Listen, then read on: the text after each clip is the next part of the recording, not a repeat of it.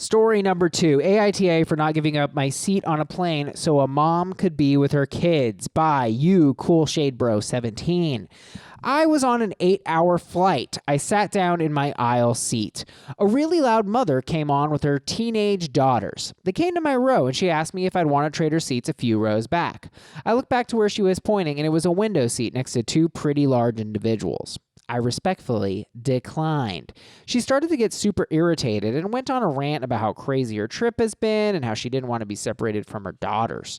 She went and sat in the back, but as we were getting ready to take off, she came back and she said she couldn't stand being back there. She asked me again if she could have my seat and I told her no.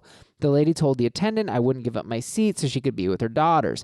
The attendant asked me if I could move back, and I told her no. The lady and the flight attendant seemed upset. She went back to her seat. I looked over at the people across the aisle and said, well, that was something. One of them said I should have given up my seat even if the lady was being rude about it.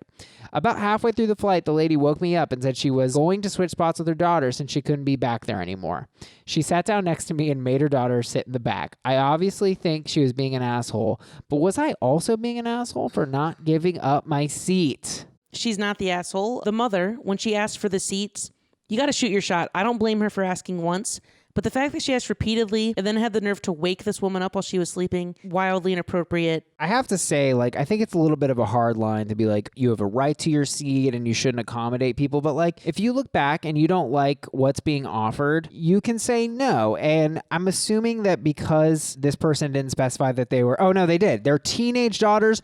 Give me a break. If they're kiddos, then yes, get up out of your seat, unless it's an extreme situation, which it kind of sounds like it was, by the way. It sounded like there was going to be a significant impact on the comfort because he says, right, that there are two bigger people in the back. Two pretty large individuals. Well, it was a window seat, so it wasn't that bad. But still, you have a right to your seat. In a case of teenage daughters, I say, go fuck yourself, lady. It sounds like you're uncomfortable. This doesn't even have anything to do with the daughters. And her constant needling. Pay for the seat then. You can choose your own seat if you pay extra. Absolutely. And I think it was rude for the flight attendant to even try to leverage her way in there and put more pressure on this person. Leave them alone. That's inappropriate of the flight attendant to do that. Hey, the seat you paid for and is yours? Could you move, please? Exactly. Top comment, Becky No Life. Not the asshole. You are under no obligation to move for them. Rude behavior should not be rewarded either. So anyone who got upset at you for having a backbone and not putting up with it can shove it. Shove it. I mean, that might be a little bit too far for me. Like I said, I think there are situations where it's if you're an able-bodied person, you're not with anyone, there's really nothing you're giving up. Don't be a monster. If an old lady's like, I'm going to be dying in a week and I want to spend this 5-hour flight with my son. Lady, I have a right. But in this case, it sounds like this woman was merely uncomfortable. She doesn't need to be with her teenage daughters. Yes, you're under no obligation to move. And she specified she sat down in her aisle seat and the other was a window seat. So she obviously prefers an aisle seat, it sounds like. Apparently it was a squish window. And windows are a little bit more claustrophobic. Personally, I prefer a window because I want to be able to see the ground that kills me when I die. Second top comment by Onlin. NTA, she was rude to you. The flight attendant should be ashamed at her own lack of professionalism. You paid for your seat. I wouldn't have switched either. No one knows your personal sitch. I'll be honest with you. Sometimes I would feel petty and just not move just to be petty. I just don't want to move, so no. But then I feel like it's got to be pretty... Well, wait, so you're in an aisle seat. I'm in an aisle seat. You're in row 26, and I'm in row 27 in an aisle seat. And I say, hey, man, that's my son. I just want to sit next to him. And he's 15. Would you mind trading aisle seats? You're moving one row back. Well, that's a 1-for-1 trade versus way back. And then... Because the thing is when you're way in the back... So you would, though. You're telling me you would. If it's one row different, aisle, I'll do it. Aisle for window and multiple rows back, that's a big difference. Takes you an extra 15, 20 minutes. You're waiting for all those people in front of you to unload their baggage and everything. 15, 20, more like an extra 5, dude. Have you ever seen how slow these people are on the planes? They're slow, but I feel like unloading the whole plane takes, 20 minutes? There's no way it adds 15. You're such a drama queen, bro. I mean, look, I think that if it's an aisle and somebody has a lot to gain, don't be a douchebag and give it up to them. Your time is not that important, by the way. Let me just say, I feel like a lot of these come down to people thinking their time is so fucking important. Who are you? Are you a neurosurgeon who's late to performing neurosurgery? Then fuck the fuck off, dog. Give up your seat, Anthony, and I'll give up my seat. You want to sit by your son? He's ugly. I don't want to look at him anyway. I will say one benefit, and this is another selfish reason. One benefit of giving up the seat is that has to be an awkward 5-hour flight.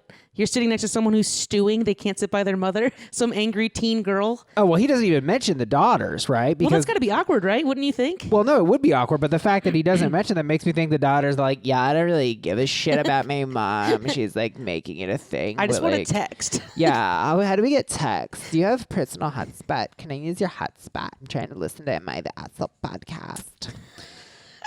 Dissenting comment by Mood Jewelry. Everyone sucks here. Also, I'm not saying you're wrong. It was your seat and you shouldn't be expected to give it up, especially since her daughters are not children and they probably don't need their mother right next to them. But the rest of the passengers in the plane probably view you as the asshole.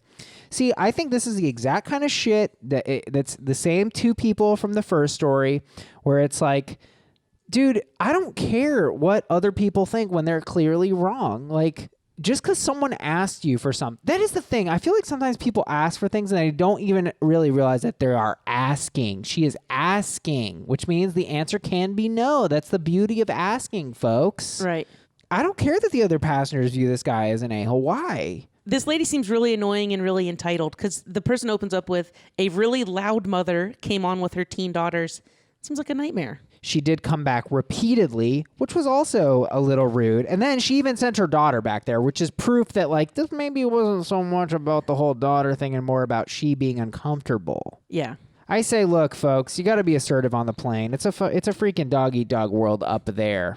Everywhere. We are sponsored today by Spirit Airlines, the only airline where there are literally no rules. Bring a machete and slash everyone to death.